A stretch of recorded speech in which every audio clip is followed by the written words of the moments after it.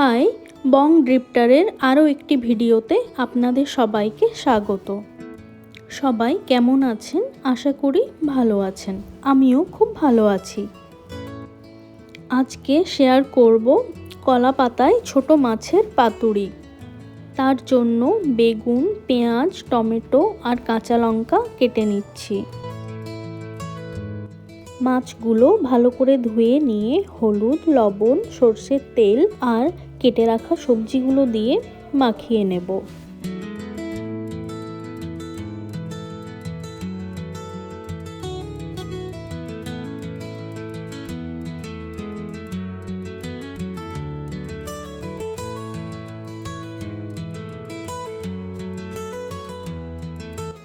কলা পাতাতে সরষের তেল দিয়ে ভালো করে সেঁকে নেব।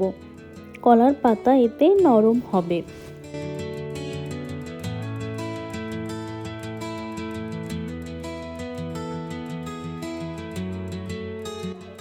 একটা তাওয়া নিয়ে কলা পাতা দিয়ে তার ওপর মেখে রাখা মাছ দিয়ে দিলাম। ব্যাস, এই অবধি আমার দায়িত্ব ছিল। এবার মা বলল, তুই ছেড়ে দে, বাকিটা আমি করে নিচ্ছি। ওপর থেকে সরষের তেল দিয়ে কুচনো ধনেপাতা, দুটো কাঁচা লঙ্কা দিতে হবে। এবার একটা কলা পাতায় তেল মাখিয়ে ওপর থেকে ঢাকা দিয়ে একটা থালা ঢাকা দিতে হবে। রান্নাটা হবে মিডিয়াম ফ্লেমে।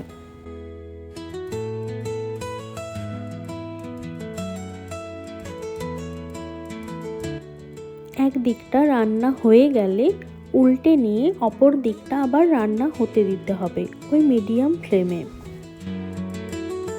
কলা পাতায় ছোট মাছের পাতুরি রেডি। আজকের মেনু: পোলাও, ভাত, কুমড়ো ভাজা, পাঁচমেশালি তরকারি, ছোট মাছের পাতুরি, প্যাকাল মাছ, হাঁসের ডিমের কষা আর ডাল।